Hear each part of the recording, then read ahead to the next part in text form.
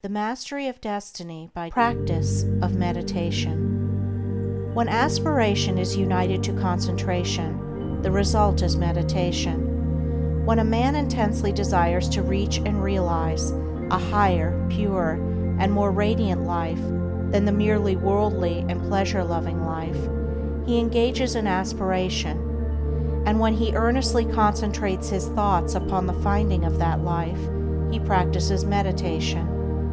Without intense aspiration, there can be no meditation. Lethargy and indifference are fatal to its practice. The more intense the nature of a man, the more readily will he find meditation, and the more successfully will he practice it. A fiery nature will most rapidly scale the heights of truth in meditation, when its aspirations have become sufficiently awakened.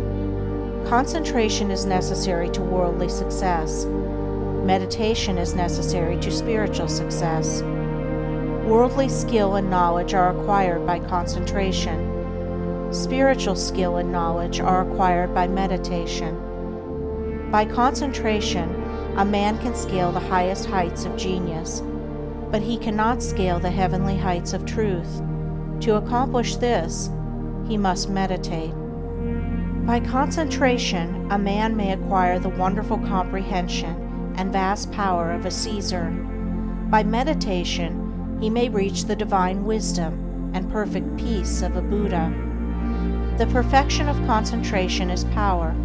The perfection of meditation is wisdom. By concentration, men acquire skill in the doing of things of life, in science, art, trade, etc. But by meditation, they acquire skill in life itself, in right living, enlightenment, wisdom, etc. Saints, sages, saviors, wise men, and divine teachers are the finished products of holy meditation. The 4 stages in concentration are brought into play in meditation, the difference between the 2 powers being one of direction and not of nature.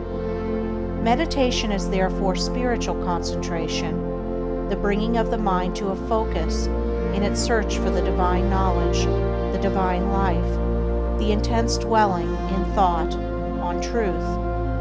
Thus a man aspires to know and realize, above all things else, the truth. He then gives attention to conduct, to life, to self-purification. Giving attention to these things, he passes into serious contemplation of the facts, problems, and mystery of life. Thus contemplating, he comes to love truth so fully and intensely as to become wholly absorbed in it. The mind is drawn away from its wanderings in a multitude of desires, and solving one by one the problems of life, realizes that profound union with truth, which is the state of abstraction. And thus absorbed in truth, there is that balance and poise of character, that divine action and repose, which is the abiding calm and peace of an emancipated and enlightened mind. Meditation is more difficult to practice than concentration, because it involves a much more severe self-discipline than that which obtains in concentration. A man can practice concentration without purifying his heart and life, whereas the process of purification is inseparable from meditation. The object of meditation is divine enlightenment, the attainment of truth, and is therefore interwoven with practical purity and righteousness. Thus, while, at first, the time spent in actual meditation is short, perhaps only half an hour in the early morning, the knowledge gained in that half hour of vivid aspiration and concentrated thought is embodied in practice during the whole day. In meditation, therefore, the entire life of a man is involved, and as he advances in its practice, he becomes more and more fitted to perform the duties of life in the circumstances in which he may be placed, for he becomes stronger, holier, calmer, and wiser. The principle of meditation is twofold, namely, 1. Purification of the heart by repetitive thoughts on pure things. 2. Attainment of divine knowledge by embodying such purity in practical life. Man is a thought being, and his life and character are determined by the thoughts in which he habitually dwells. By practice, association, and habit, thoughts tend to repeat themselves with greater and greater ease and frequency, and so fix the character in a given direction by producing that automatic action which is called habit. By daily dwelling upon pure thoughts, the man of meditation forms the habit of pure and enlightened thinking, which leads to pure and enlightened actions and well-performed duties. By the ceaseless repetition of pure thoughts, he at last becomes one with those thoughts, and is a purified being, manifesting his attainment in pure actions, in a serene and wise life. The majority of men live in a series of conflicting desires, passions, emotions, and speculations, and there are restlessness, uncertainty, and sorrow. But when a man begins to train his mind in meditation, he gradually gains control over this inward conflict by bringing his thoughts to a focus upon a central principle. In this way, the old habits of impure and erroneous thought and action are broken up, and the new habits of pure and enlightened thought and action are formed. The man becomes more and more reconciled to truth, and there is increasing harmony and insight, a growing perfection and peace. A powerful and lofty aspiration towards truth is always accompanied with a keen sense of the sorrow and brevity and mystery of life, and until this condition of mind is reached, meditation is impossible. Merely musing or whiling away the time in idle dreaming, habits to which the word meditation is frequently applied, are very far removed from meditation in the lofty spiritual sense which we attach to that condition. It is easy to mistake reverie for meditation. This is a fatal error which must be avoided by one striving to meditate. The two must not be confounded. Reverie is a loose dreaming into which a man falls. Meditation is a strong, purposeful thinking into which a man rises. Reverie is easy and pleasurable. Meditation is at first difficult and irksome. Reverie thrives in indolence and luxury. Meditation arises from strenuousness and discipline. Reverie is first alluring, then sensuous, and then sensual.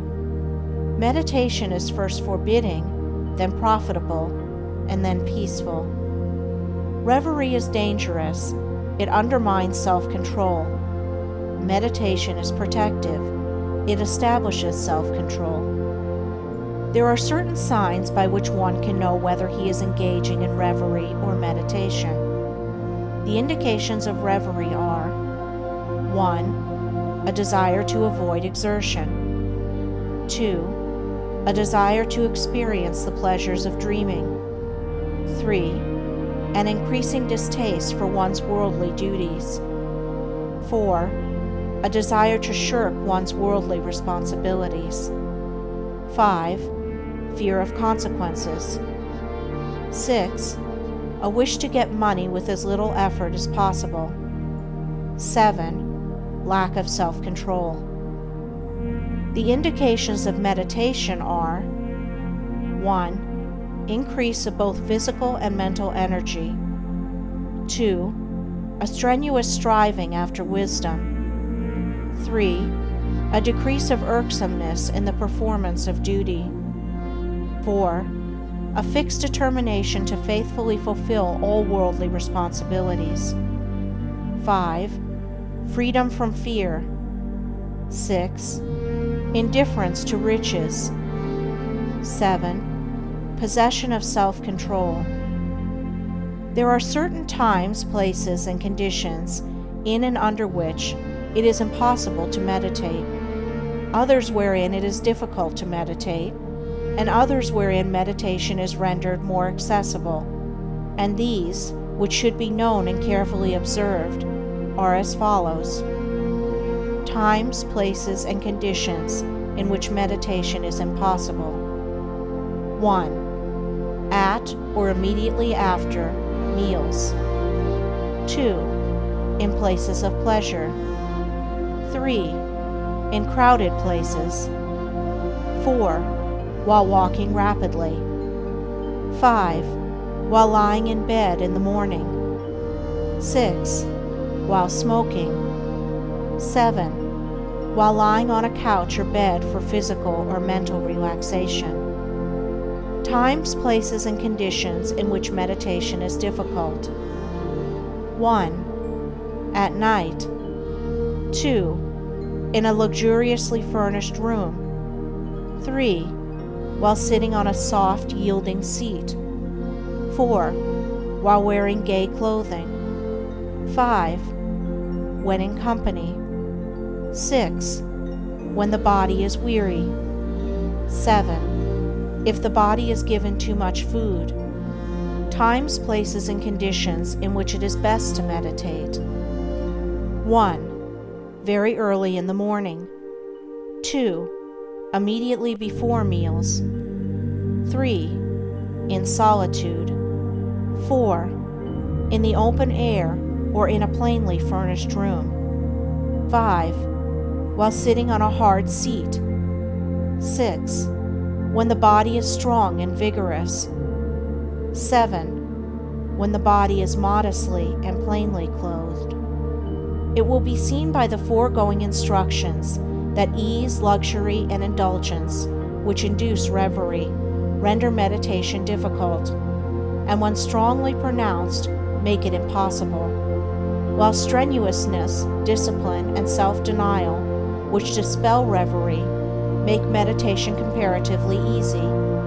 The body, too, should be neither overfed nor starved, neither in rags nor flauntingly clothed. It should not be tired, but should be at its highest point of energy and strength, as the holding of the mind to a concentrated train of subtle and lofty thought requires a high degree of both physical and mental energy. Aspiration can often best be aroused, and the mind renewed in meditation, by the mental repetition of a lofty precept, a beautiful sentence or verse of poetry. Indeed, the mind that is ready for meditation will instinctively adopt this principle. Mere mechanical repetition is worthless, and even a hindrance. The words repeated must be so applicable to one's own condition that they are dwelt upon lovingly and with concentrated devotion. In this way, aspiration and concentration harmoniously combine to produce, without undue strain, the state of meditation.